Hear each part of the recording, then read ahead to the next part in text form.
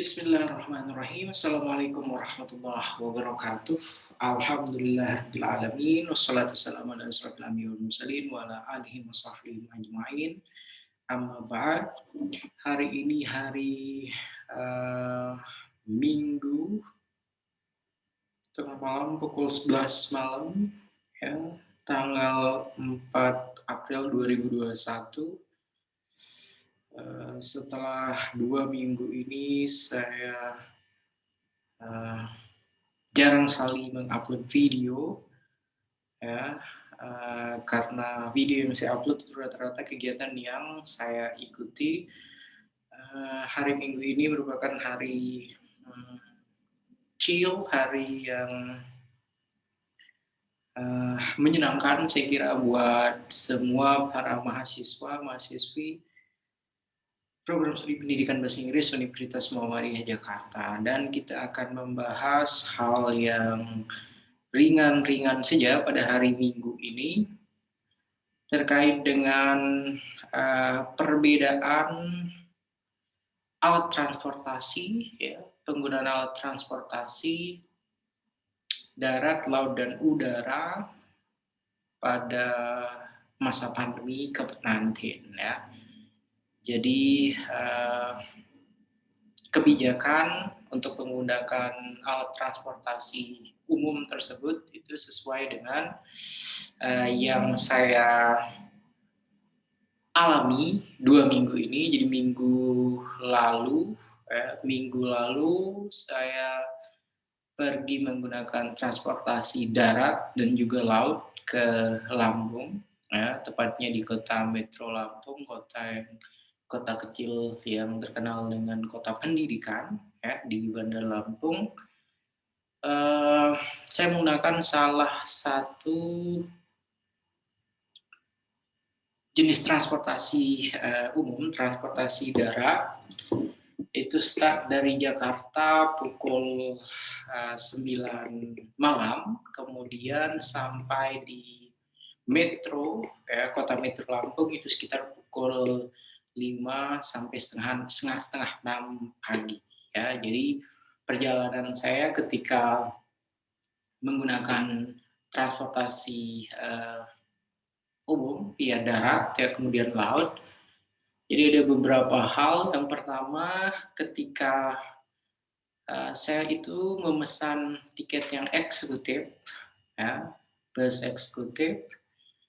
Harapannya ketika nanti di bus itu akan ada space, ya, jadi kita tidak duduk dengan penumpang lainnya berdekatan. Akan tetapi ternyata walaupun bus tersebut sudah tipe eksekutif, ya, itu kita masih duduk bersebelahan, jadi tidak ada jarak sama sekali. Kemudian sebelum menaiki bus juga tidak ada pengecekan suhu tubuh, kemudian tidak ada surat keterangan rapid antigen atau hasil swab test yang harus kita tunjukkan kepada kondekturnya, ya. Jadi sepertinya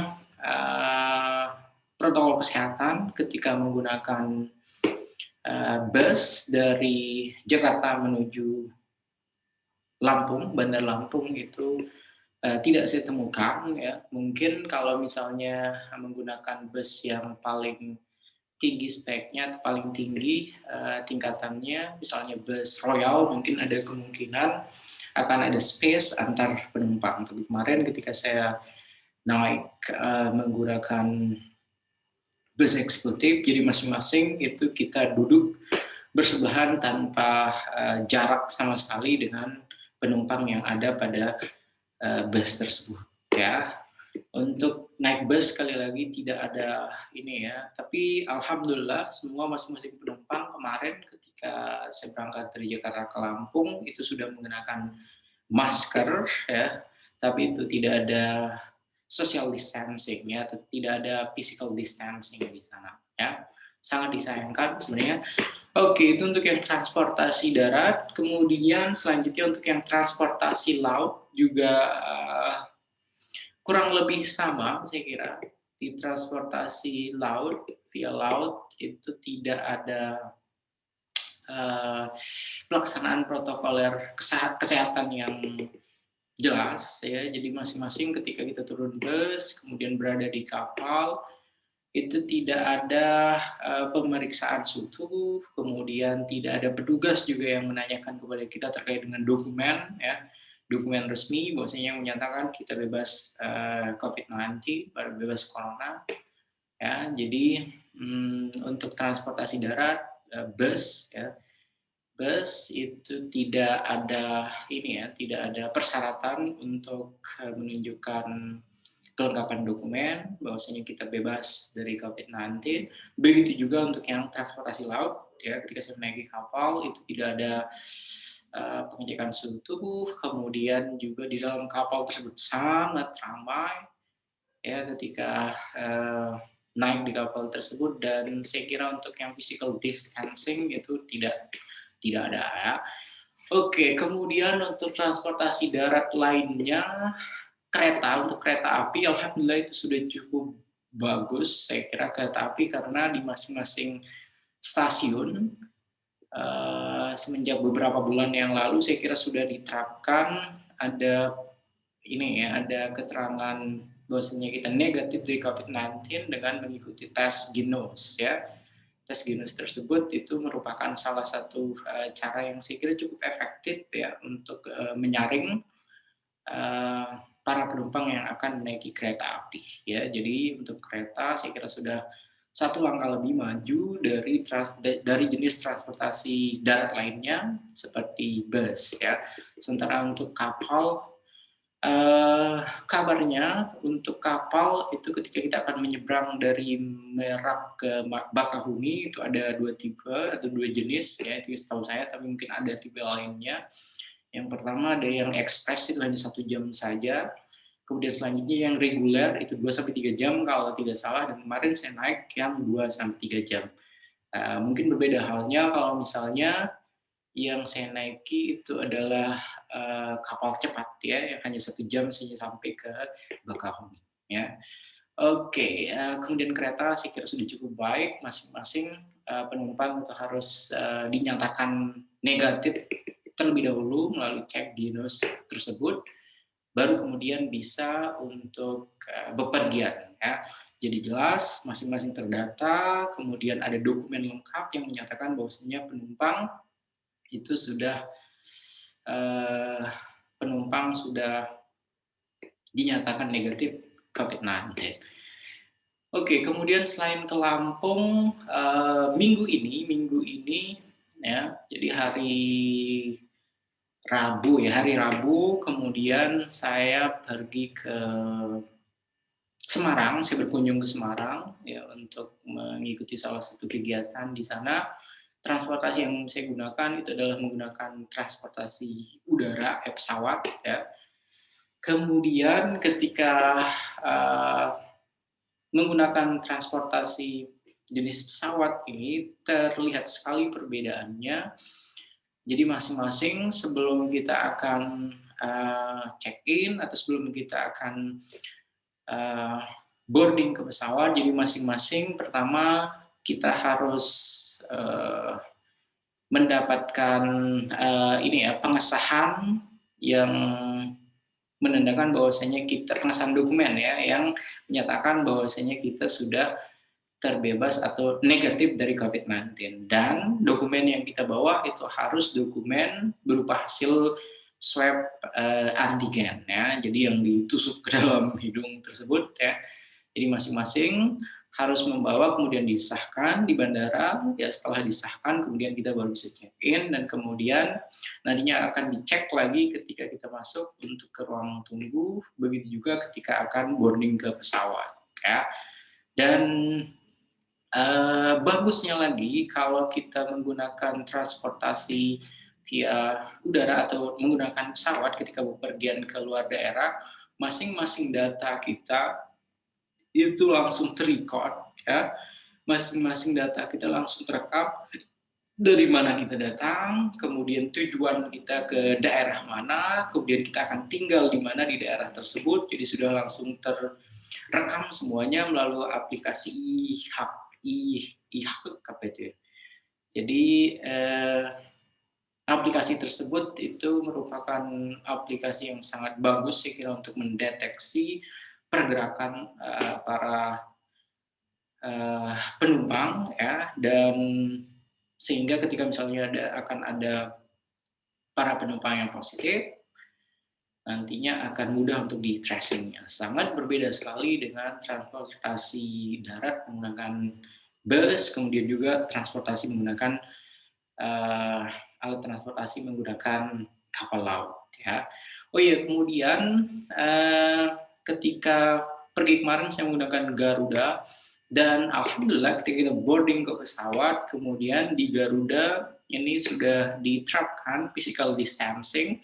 Jadi masing-masing di 3 tempat duduk yang ada di dalam pesawat itu yang tengah itu dikosongkan, sehingga di dalam satu row itu hanya 2 orang saja. Jadi masih ada penerapan protokoler kesehatan di dalam pesawat tersebut. Ya, jadi saya sangat menyarankan kalau misalnya ingin bepergian ke luar daerah, kemudian bepergiannya tersebut itu dalam jangka waktu yang lumayan lama, sebaiknya memang menggunakan pesawat ya, pesawat terbang. Kenapa menggunakan pesawat terbang? Karena dengan beragam kewajiban yang harus dipenuhi oleh masing-masing calon penumpang, itu saya kira akan meminimalisir penyebaran COVID-19. Nah, jadi menggunakan pesawat terbang itu salah satu alternatif yang paling baik saya kira untuk bepergian pada masa pandemi. Kemudian selanjutnya yang harus diperhatikan juga ketika menaiki pesawat terbang atau menggunakan pesawat terbang, jadi masa berlaku dari dokumen swab, hasil swab yang kita miliki ternyata kemarin itu kalau tidak salah hanya 2 hari saja ya. Jadi ketika saya melakukan swab pada hari Selasa untuk keberangkatan hari Rabu, ya, kemudian selanjutnya pada kepulangan hari Jumat atau hari Sabtu itu saya harus melakukan swab test lagi, ya. Jadi lumayan ini ya, lumayan bertingkat, lumayan ketat prosedur yang harus kita lakukan ketika akan menggunakan pesawat terbang untuk bepergian ke luar daerah ya. Dan saya kira itu saja untuk diskusi atau untuk bahasan singkat pada hari Minggu ini, perbedaan antara 3 jenis transportasi yang bisa dilakukan oleh kalian semua ketika bepergian ke luar daerah atau ketika akan pergi berwisata. Kalau misalnya kalian menggunakan transportasi darat, itu menggunakan bus umum. Jadi pastikan bahwasanya kalian itu di dalam bus itu sudah ada kebijakan, ada space ya, jadi tidak duduk berbarengan dengan orang asing ya, sehingga untuk penyebaran COVID-19-nya itu bisa ditekan. Sementara untuk kapal laut mudah-mudahan nantinya akan ada kebijakan sebelum naik ke kapal laut, nanti akan ada pengecekan suhu tubuh, kemudian akan ada akan ada persyaratan untuk menunjukkan dokumen bahwasanya calon penumpang itu bebas COVID, itu akan sangat baik. Berbeda halnya kalau misalnya menggunakan mobil pribadi juga saya kira itu merupakan alternatif yang baik juga, karena masing-masing keluarga kan tentunya saling menjaga ya, atau bisa menerapkan protokoler kesehatan di kendaraannya masing-masing. Dan selain kendaraan pribadi, kereta juga saya kira cukup bagus ya, kereta cukup bagus dengan penerapan Genus di beragam stasiun, itu memudahkan bagi para calon penumpang yang akan pergi ke luar daerah. Karena tes COVID-19 menggunakan Genus itu sangat terjangkau sekali, kalau tidak salah 20 atau 30-an ribu. Berbeda dengan swab test, kalau kita ingin menggunakan pesawat terbang, itu kisarannya antara 200 sampai 220 ribu. Ya, jadi kalau misalnya tiket pesawatnya sudah 800 atau 900 ditambah dengan swab testnya 200 sampai 220 ribu, berarti sekitaran 1 jutaan. Ya, tapi saya kira itu alternatif yang sangat baik kalau misalnya kalian atau teman-teman ingin pergi ke luar daerah. Hal lainnya lagi terkait dengan perjalanan saya kemarin ya, ketika ke Lampung dan ketika ke Semarang ya. Tingkat kesadaran ya, alhamdulillah di Lampung, di Metro maupun di Bandar Lampung ketika saya berkunjung kemarin ke sana, saya rata-rata melihat para penduduk di sana itu sudah menggunakan masker ya, kemudian jarang sekali yang tidak menggunakan masker. Begitu juga di Semarang, tingkat kepatuhannya sepertinya cukup tinggi. Akan tetapi uniknya ketika mengikuti kegiatan tersebut ya, ada banyak hal-hal yang ya tidak sesuai dengan protokol kesehatan. Saya kurang tahu kenapa bisa terjadi seperti itu, mungkin karena ada kebijakan tertentu sehingga kesannya protokol kesehatan seperti physical distancing itu sulit sepertinya untuk dilakukan ya. Kemudian apa lagi ya? Saya kira itu ya. Jadi untuk transportasi menggunakan pesawat terbang atau pesawat udara itu alternatif terbaik ya menurut saya ketika akan pergi ke luar daerah. Kemudian selanjutnya setelah pesawat terbang, teman-teman nanti bisa menggunakan kereta. Ya, kereta juga sudah ada kebijakan yang mewajibkan para calon penumpang harus dinyatakan negatif terlebih dahulu melalui tes Ginos ya. Kemudian selanjutnya yang terakhir itu darat ya, darat. Sekali lagi kalau menggunakan transportasi darat apalagi bus, pastikan ketika akan menaiki bus tersebut sudah ada kebijakan bahwasanya bus tersebut itu akan diterapkan physical distancing di dalamnya ya, sehingga tidak berdekatan dengan orang asing. Kemudian setelah bus, kapal laut ya, untuk kapal laut mungkin mudah-mudahan kedepannya akan ada kebijakan atau akan ada kesadaran dari para penumpang untuk bisa menjaga jarak. Kemudian selanjutnya membawa dokumen atau akan ada pemeriksaan dokumen bahwasanya para penumpang tersebut itu benar-benar tidak terjangkit virus COVID-19. Saya kira itu saja obrolan ringan kita pada hari ini ya, pada malam ini sudah hampir setengah 12, dan sekali lagi saya berharap apa yang saya sampaikan tadi terkait dengan alternatif transportasi yang digunakan pada masa pandemi ini mudah-mudahan bisa memberikan pemahaman yang jelas ya tentang resikonya seperti apa, kemudian apa saja yang harus disiapkan ya. Kalau misalnya menaiki ini atau menggunakan pesawat terbang, masing-masing sekali lagi harus menyiapkan dokumen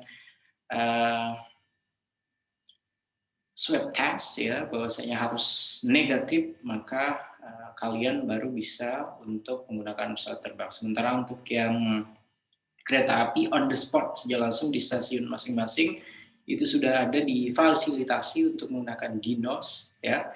Kemudian untuk kapal laut ataupun bus itu saya kira masih belum ada kebijakan yang mengatur bahwasanya harus ada tes terlebih dahulu, harus ada dokumen terlebih dahulu baru bisa menaiki transportasi tersebut ya.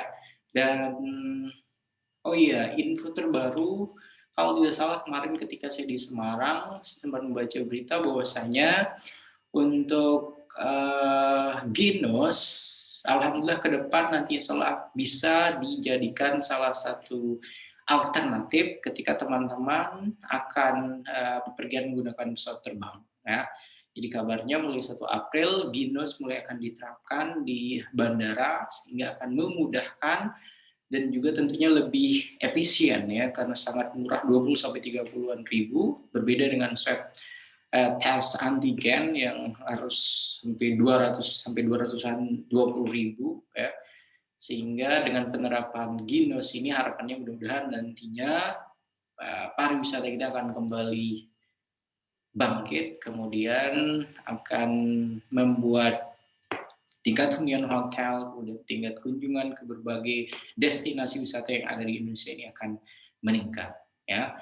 Dan dari 1 April itu sayangnya tapi baru mulai dari 5 bandar besar saja ya. Jadi mudah-mudahan ke depannya semua bandara yang ada di Indonesia juga akan mengikuti apa yang dilakukan oleh stasiun kereta api yang menggunakan Ginos, ya hasil dari Ginos itu dapat digunakan sebagai dokumen resmi untuk bepergian ke luar daerah.